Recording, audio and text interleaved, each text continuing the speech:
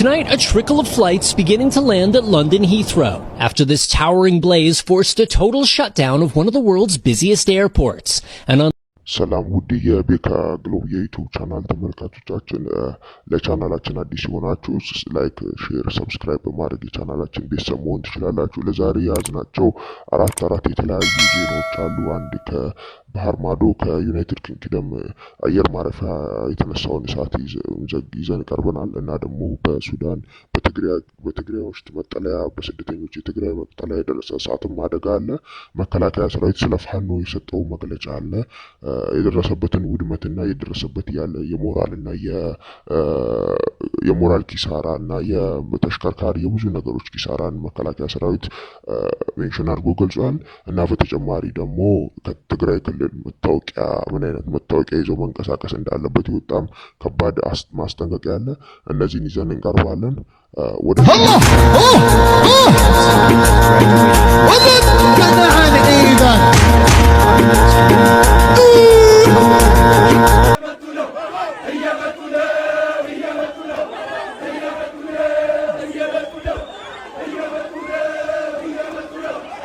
ክልል ውስጥ ዘመቻ አንድነት የተባለውን ጸረ መንግስት ውጊያ በማደራጀትና በማስተባበር አይዞህ በማለት ሚና እንደነበረው ገልጿል። ይሄንን እንዴት ነው የሚመለከቱት እርሱ? ሰምቻለሁ።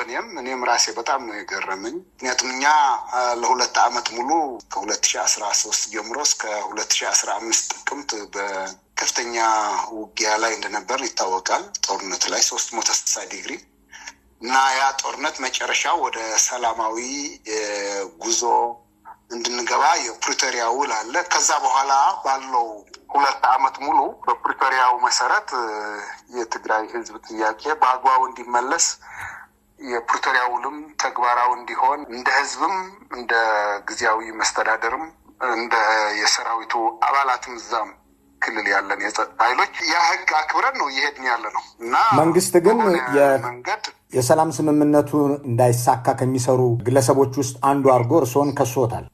እኔ እንደዛ አይነት አይደለሁም። አንደኛ የትግራይ ህዝብ ጥያቄም እንቅስቃሴም በግለሰቦች አይወሰንም በፍጹም።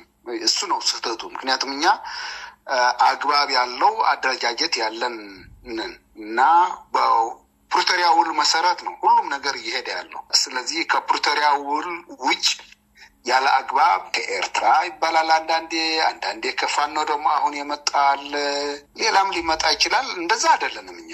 ሊሆንም አይችልም፣ አናረገውም በፍጹም። ይሄ ደግሞ ይታወቃልም። ስለዚህ ከውል ፕሪቶሪያ ከስምምነቱ ውጭ የሚደረግ እንቅስቃሴ እንታገላለን፣ እናስተካክላለን። ወደ ትክክለኛ መንገድ እንዲገባ ጉዳዩ ነው። እንደ ሰራዊት ከፋኖ ሁሉም ነገር ተግባራዊ እንዲሆን የምንጥር ነው። ስለዚህ የፋኖ የሚባለውን እንቅስቃሴ የራሱ የሆነ እንትን ሊኖረው ይችላል። እኛ ከፋኖ ጋር ከአግባብ ውጭ ግንኙነት የለንም። ግልጽ ለመናገር አንድም የፋኖ አመራር ከኔ ጋር ምንም አይነት ግንኙነት የለውም። አላረገውም። እኔም ተገቢም አይደለም፣ አናረገውም። በመንግስት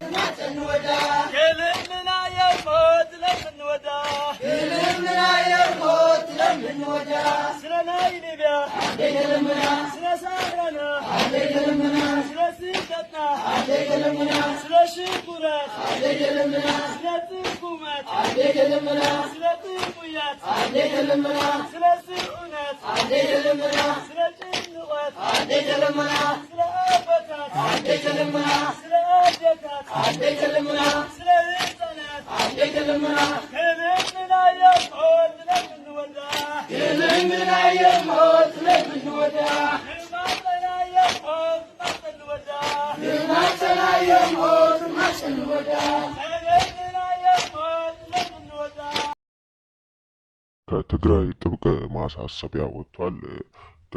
ከትግራይ የወጣው ጥብቅ ማሳሰቢያ እንዲህም ይላል። ከቀበሌ ነዋሪነት መታወቂያ ውጭ ሌላ መታወቂያ ይዞ መንቀሳቀስ የተከለከለ እና የትግራይ ክልል ሰላምና ጸጥታ ቢሮ እንደገለጸው መታወቂያው በሁለት አካባቢዎች ተሟልቶ ባልተዳረሰበት ሁኔታ ይህንን መሰል አስገዳጅ መግለጫ ማውጣት ተገቢ አይደለም ሲሉ የመቀሌ ነዋሪዎች ተናግረዋል። የትግራይ ክልል የሰላምና ጸጥታ ቢሮ ከቀበሌው ነዋሪ ማረጋገጫ መታወቂያ ውጭ በሌላ መንቀሳቀስ ይከለከላል ሲል ያወጣው መግለጫ አነጋጋሪ ሆኗል። መግለጫውን በማስመልከት ፋይዳ ፓስፖርት፣ የባንክ ደብተር፣ በተለያዩ የመንግስት የግል መስሪያ ቤቶች መታወቂያዎች ዋጋ የሚያሳጣ ልክ ያልሆነ መግለጫ ነው በማለት አስተያየት የሰጡም አሉ። ከነዋሪዎች ገንዘብ ለመሰብሰብ ከማለም ውጭ የሚተገበር መግለጫ አይደለም ያሉት አልጠፉም። በክልሉ ወጣት ያለውን የሚታየውን ሰፊ የለውጥ ተነሳሽነት ፍላጎት ለማዳከም እና ለማፈን ያለመ ነው የሚል ጠንካራ አስተያየት ያንሸራሸራሉ ወጣቶችም አሉ። የክልሉ ሰላምና ጸጥታ ቢሮ ያወጣው መግለጫ የቀበሌ ነዋሪ ማረጋገጫ የመታወቂያ ተዘጋጅቶ ለዕደላ ዝግጁ መሆኑን እና ነዋሪው እየወሰደ እንደሆነ ያመለክታል። ከቅርብ ጊዜ በኋላም ያለ የቀበሌ ነዋሪ ማረጋገጫ መታወቂያ ሌላ መታወቂያም ይዞ መንቀሳቀስ ስለሚቆም ሁሉም ነዋሪ ተገቢውን ነገር አሟልቶ ወደሚኖርበት የቀበሌ አስተዳደር በመሄድ መታወቂያ መያዝ ይኖርበታል ይላል መግለጫው።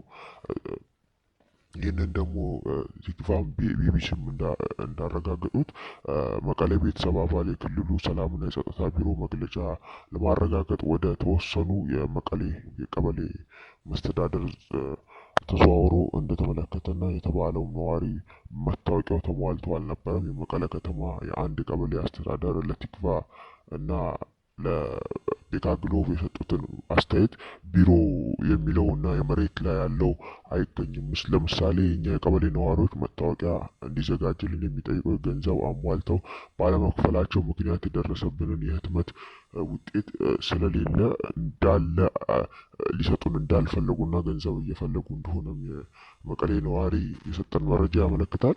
ከጦርነቱ በፊት ለነዋሪዎች ሲሰጥ የነበረው በወረቀት የነዋሪ መታወቂያ ካርድ ወደ ዲጂታል ለማሳደግ ሲደረግ የነበረውን እንቅስቃሴ መቋረጡ ምክንያት የነዋሪዎች ከጦርነቱ በኋላ ለተለያዩ ስራዎች ማሳለጫ መታወቂያ ተው ሲጉላሉ ማየት የተለመደ ነው። ከቅርብ ጊዜ በኋላ በክልሉ አገልግሎት መስጠት የጀመረው ሀገራዊ ፋይዳ ዲጂታል መታወቂያ እንዲሁም የአዲስ ፓስፖርት እንዳላት አዲስ ችግሮችን መጠኑ ሊቀንስልን ይችላል ብለው ነበር። ግን ያው የትግራይ ጸጥታ ቢሮ ያወጣው መግለጫ ይህንን እንዳፈረሰባቸው የመቀሌ ነዋሪዎች በሀዘን እየተናገሩ ይገኛሉ። ከኢፌዴሪ የመከላከያ ሚኒስቴር የወጣ መግለጫ አለ።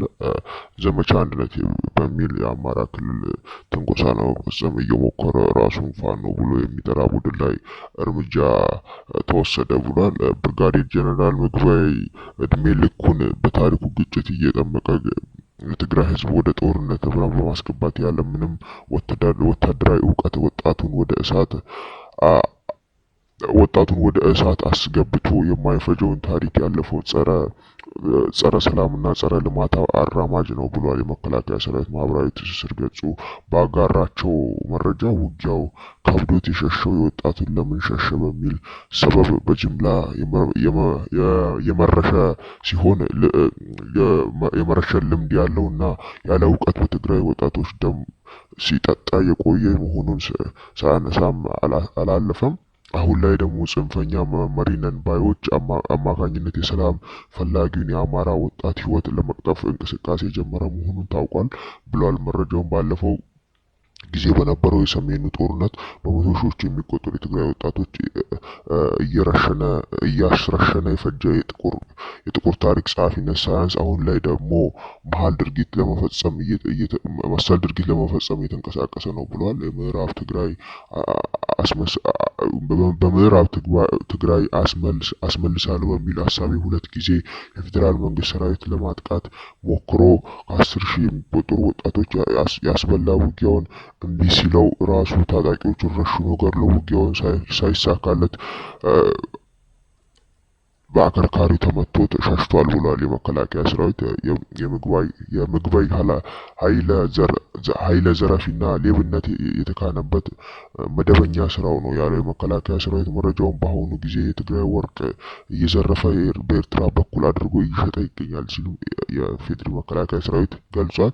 የፌድሪ ዘመን ባፈራውና ሌብነትን በመቃወም የፌድሪ መከላከያ ሰራዊት እያደረገ ያለውን አስጨራሽ ትንቅንቅ ደግሞ ገንዘብ እስኪመለስ ድረስ አዲስ አበባ ላይ ፎቶዎችን የደረደረ ዓለም አቀፍ ሲሄዱ ዱባይ ላይ ፎቆችን ለመስራት በቅርብ ጊዜም የተዋለ ስለሆነ የሶሻል ሚዲያ ሲነገር ቆይቷል የተባለው በጦርነቱ ከተቃጠሉት ወጣት በተጨማሪም የረሸንና በብዙ ሺዎች የሚቆጠሩ ወጣቶችን መኖሪያቸው ከትግራይ ሰላም እንዳትሆን ከመቶዎቹ እንዲፈናቀሉ ከመኖሪያቸው እንዲፈናቀሉ አድርጓል ሲል የመከላከያ ሰራዊት ገልጿል። ምክንያቱም ደግሞ በትግራይ ህዝብ ልጆች ይጠይቁኛል የሚል ስጋት አንደኛው ሲሆን ሌላኛው ደግሞ አደጋ ያለው የወርቅ ዘረፋ እንዳያጋጥምበት በማሰብ ነው ብሏል። በሌላ በኩል ምግባይ በኃይል የፕሪቶሪያን ስምምነት እንዲፈርስ እንዳይሳካ ከፍተኛ ጥረት እያደረገ ያለ መሆኑን በላይ የጊዜው መስተዳድር ማህተብ ለመንጠቅና በኃይል አፍርሶ ስልጣንን ለመያዝ እየሞከረ የጸረ ሰላምና ጸረ ልማት አራማጅ ነው ብለዋል። መከላከያ ሰራዊት የሰላም ጠንቅ የሆነውን የምግባይ ኃይል ለዚህም መሰሪ ተግባሩ ጽንፈኛ ኃይልና ተባባሪ በመጠቀም በራሱ በክልል ላይ ያልተገባ ውድመት እንዲፈጸም አዝቷል እናም ነው ያለው መከላከያ። ነገር ግን ዘመቻውን አንድነት በሚል ስያሜ ጽንፈኞችን አስተባብሮ የመጀመሪያ ትንኮሳ ከፍተኛ የሆነ ሰብአዊ ቁሳዊና ኪሳራ ደርሶበታል ይላል የመከላከያ ሰራዊት መረጃ። በደቡብ ጎንደር፣ ምዕራብ ጎንደር፣ በሰሜን ጎጃም፣ በምስራቅ ጎጃም፣ በምዕራብ ጎጃም እንዲሁም በሰሜን ወሎ በምግባይ ኃይል ተላላኪ ጽንፈኛ በተለኮሱ እሳት ተለብልበዋል ተብሏል። ከዚህም 2 ቀናት ብቻ ወደ 317 የተገደሉ 41 የተማረከ 127 የቆሰለ 27 እጅ የሰጠ 51 በምዕራብ የገባ 15 መረጃ አቃባይ ተያዘ። በድምሩ 576 ሰው ኪሳራ ደርሶበታል ይላል መረጃው። እንዲሁም ከአንድ መትረየስ ከ119 ክላሽ ጋር 46 ኋላ ቀር መሳሪያ 8 ሽጉጥና 22 ቦምብ 2290 የተለያዩ አይነት ተሽከርካሪዎች 28 ቅጠል የመገናኛ ራዲዮ ተሽከርካሪ ባጃጅ ሞተር ሳይክል እና ሌሎችም ቁሳቁሶች በሰራዊቶች ቁጥጥር ስር ውለዋል ይላል መረጃው። ይህም በምግባይ ኃይል እና በግብረ አበሮቹ አይዞ ባይነት የተጋለጠው ጽንፈኛ ቡድን በዚህ ልክ ኪሳራ የደረሰበት ሲሆን በህይወት የተረፈው የትም የተበታተኑ መሆናቸውን ተረጋግጧል ብሏል መከላከያ ሰራዊት። ከባህር ማዶ በያዝናቸው ውስጥ በዩኤኢ ሚዲያ ስራ አቋርጧል። የዩኤኢ ሚዲያ የመቀመጫውን የተባበሩት አረብ ኤሚሬትስ ዩኤኢ አቡዳቢ ያደረገው አልአይን ኒውስ ዲጂታል ሚዲያ የአማርኛ አገልግሎት አቋርጧል። እንደ ፈረንጆቹ አቆጣጠር 2015 ዓ.ም የተቋቋመውና ከዓለም አቀፍ የመገናኛ ብዙሃን ኢንቨስትመንት ፍሪ ዞን አልኢልሲ ኩባንያ የንግድ ምልክቶች አንዱ የሆነው አልአይን ኒውስ ምክንያቱም ምን እንደሆነ በይፋ ባይታወቅም ከትላንት በስቲያ አንስቶ የአማርኛ አገልግሎት አቁሟል። የዲጂታል ሚዲያ ቢሮውን ዘግቶ ከኢትዮጵያ ጠቅልሎ ሊወጣ እንደሆነ ተሰምቷል። አልአይን የአማርኛ ባለፈው አመት አብዛኛውን የተለያዩ የውጭ ሀገራት መረጃዎችን በአማርኛ ቋንቋ ሲያቀርቡ የመቆየቱ ይታወሳል። ሚዲያው አገልግሎት ስላቆሙበት ምክንያት ተጨማሪ መረጃ ካለ የምናሳወቃችሁ ይሆናል ውድ ቤተሰቦቻችን። በተያያዥነት ደግሞ ሱዳን ላይ የደረሰ መጋቢት 10 2017 ዓ.ም የትግራይ ተፈናቃዮች በሚገኙበት የሱዳን አምቡርካ የመጠለያ ጣቢያ ባጋጠመ የእሳት አደጋ ቃጠሎ 6 ዓመት ህፃን ህይወት ወዲያው ተቃጥፏል። ሌላ የ2 ዓመት ህፃን በደረሰበት ጉዳት ለተጨማሪ ሕክምና ተልኳል። የእሳት ቃጠሎ ላለፉት 3 ዓመታት መደጋገም አደጋውን እጅግ አሳሳቢ አድርጎታል ብሏል ቲኤምኤች። በመጠለያ የሚገኘው አካባቢ በቂ የሕክምናና መድኃኒት አቅርቦት ባለመኖሩ ምክንያት የአደጋውን የመከላከል ስራ አዳጋች እንዲሆን ተፈናቃዮቹም ዋቢ በማድረግ ቲኤምኤችኤፍ እና ድምፀ ወያኔ ዘግቦታል። ከውጭ ወደ ያዝናቸው ዜናዎች ስናልፍ በዩናይትድ ኪንግደም ግዙፉ ሂትሮ ዓለም አቀፍ አየር ማረፊያ አቅራቢያ በሚገኝ ኤሌክትሪክ ማከፋፈያ ጣቢያ ላይ እሳት በመቀስቀሱን ተከትሎ በተከሰተው መብራት መቋረጥ ዛሬ አርብ ቅዳሜ መጋቢት 9 እና 10 ዓለም አቀፍ ሙሉ በረራ ተዘግቶ ይውላል ተብሏል። የእሳት አደጋው የደረሰው በማከፋፈያ ጣቢያ ለአየር ማረፊያ ኤሌክትሪክ ኃይል አቅራቢ እንደሆነ ተገልጿል። በሀገሪቱ ውስጥም ከፍተኛ ሁኔታ ስራ የሚበዛበት አየር ማረፊያ በሚቀጥሉት ቀናት ከፍተኛ መስተጓጎል እንደሚኖር አስጠንቅቆ እንደተናገረ ከድረገጾቹ ማወቅ ተችሏል። ቶሎ ወደ ስራ እንዲገባም እንቅስቃሴ የተደረገ ቢሆን ምንም አይነት ሁኔታ ግን እንዳይጓጓዝ መደረጉ በጣም አሳሳቢ ደረጃ ላይ እንደደረሰ ቢቢሲ ዘግቧል። የተሳፋሪዎች እና የስራ ባልደረቦቻቸው ደህንነት ለመጠበቅ አርብ ሙሉ ቀኑን ሙሉ በመዘጋት ውጭ ምንም አማራጭ የለም ሲሉ የአየር ማረፊያው ቃል አቀባይ ተናግረዋል። የእሳት አደጋ ሰራተኞች ጥረት እያደረጉ ቢሆንም የኤሌክትሪክ አገልግሎት አስተማማኝ ሁኔታ መቼ እንደሚመለስ ግልጽ አይደለም ሲሉ አክለዋል። አየር ማረፊያ ለተፈጠረው መስተጓጎል ይቅርታ ጠይቆ መንገደኞችን የበለጠ መረጃ ለማግኘት አየር መንገዶች እንዲያናግሯቸው ምክር አስተላልፈዋል። ሂትሮ የዩኬው ትልቁ የአየር ማረፊያ ሲሆን በቀን ውስጥ ማረፊያና መነሻ ያደረጉ 1300 አውሮፕላኖችን ያስተናግዳል። ባለፈው ዓመት ክብረ ወሰን በሚባል ሁኔታ 83.9 ሚሊዮን መንገደኞችን ማስተናገዱ ከተቋሙ የተገኘ መረጃ ያስረዳል። አየር ማረፊያው አርብ ዕለት ተዘግቶ መዋሉ ቢያንስ 1351 በረራዎች እንዲያስተጓጉል የበረራ መከታተያ ድረገጽ ፍላይት ራዳርን 24 ሰዓት በአሌክስ ገጹ አስፍሯል። 120 የሚሆኑ አውሮፕላን ማለዳ ላይ ማረፍ እየተጠባበቁ እንደነበረ ድረገጹ አክሎ ገልጿል። ከምዕራብ ለንደን ሃይንስ የሚገኝ ማከፋፈያ ጣቢያ የተከሰተው የእሳት ቃጠሎዎች በሺዎች የሚቆጠሩ መኖሪያዎች ቤት መብራት አልባ አድርጓል። በተጨማሪም 150 ነዋሪዎች ከአካባቢው እንዲወጡ ተደርጓል። ድንገተኛ አደጋ አገልግሎት በስፍራው የተጣራ በአገሬው ሰዓት አቆጣጠር ሐሙስ ሌሊት ከ5 ተኩል ገደማ ሲሆን ከጣቢያው ከፍተኛ እሳት ነበልባል ሲቀጣጠል እንዲሁም ጭስ ሲወጣ ማህበራዊ ሚዲያዎች የተጋሩ ቪዲዮዎች አሳይተዋል። የእሳት መንስኤ እስካሁን አልታወቀም። ለንደን ፋየር ብርጌድ እንዳስታወቀው የማከፋፈያ ጣቢያ ግማሹ ትራንስፎርመር ሌሊት 10 ሰዓት ላይ እየነደደ እንደነበረ ተናግሯል። የእሳት አደጋው ለመከላከል 70 የእሳት አደጋ ተከላካዮች እንዲሁም ከ10 መከላከያ ሞተሮች ወደ ስፍራው መላካቸውን ብርጌዱ አስታውቋል።